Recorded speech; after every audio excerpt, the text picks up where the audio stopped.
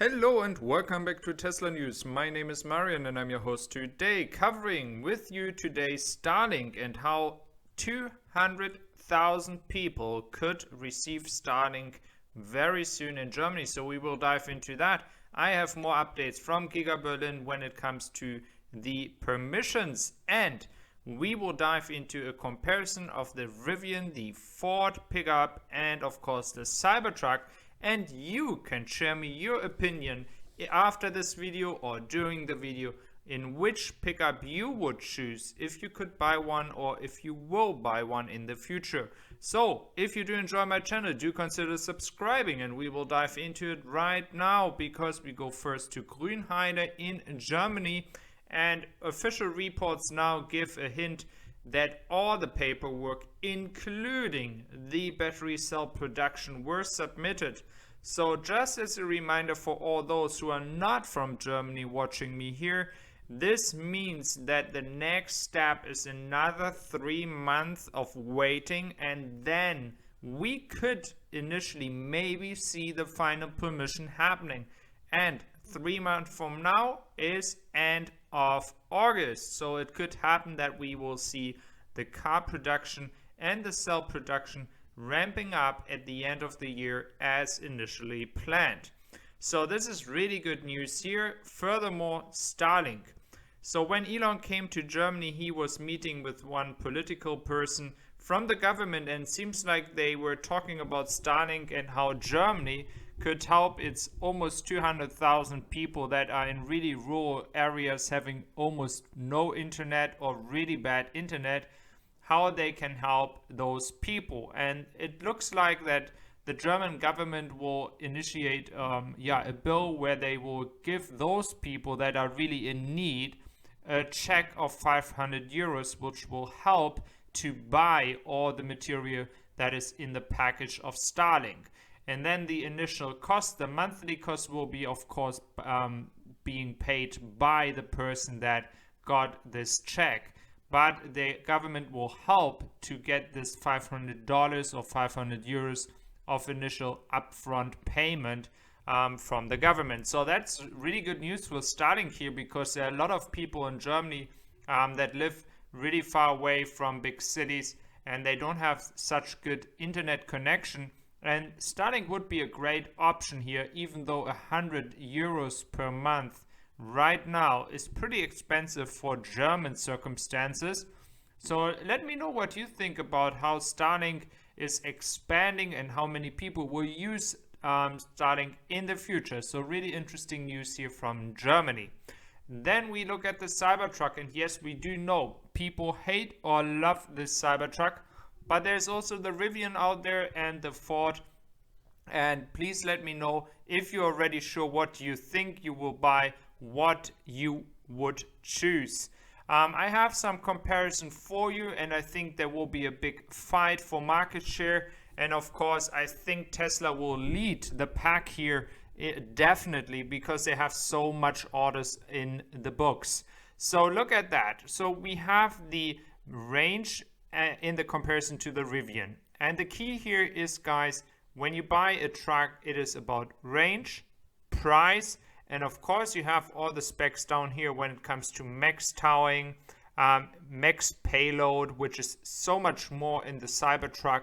Max towing, okay, it's kind of like depends on which model you choose for the Cybertruck. Then the charging power, also really important, way more when it comes to the Cybertruck.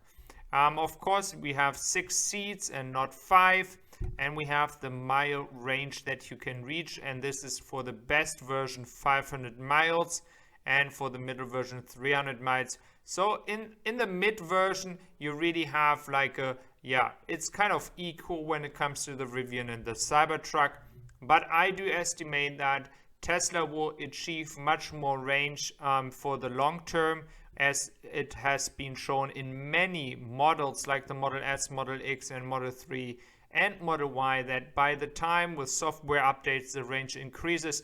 And this is still an open question when it comes to Rivian, how Rivian is going to able to do that. We do know that they are working on their batteries, but again, we do know that Tesla is a mass production here, and that is the key advantage when it comes to customers at the end of the day.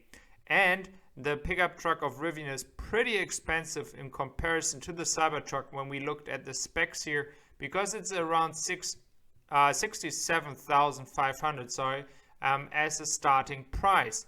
And if you compare that to the Cybertruck, well, then it's actually out of question, because you have to pay so much more money to get the Rivian right now, even though Rivian announced that they will have cheaper versions in the future. But right now, when it comes to a comparison, and the Rivian is supposed to be sent to customers in this summertime, so June, July, and when the Cybertruck comes at the end of the year, and you have this price gap of almost $20,000, I mean, it's no question, to be honest with you. It is a nice looking car, but at the end of the day, that is a lot of dollars difference here.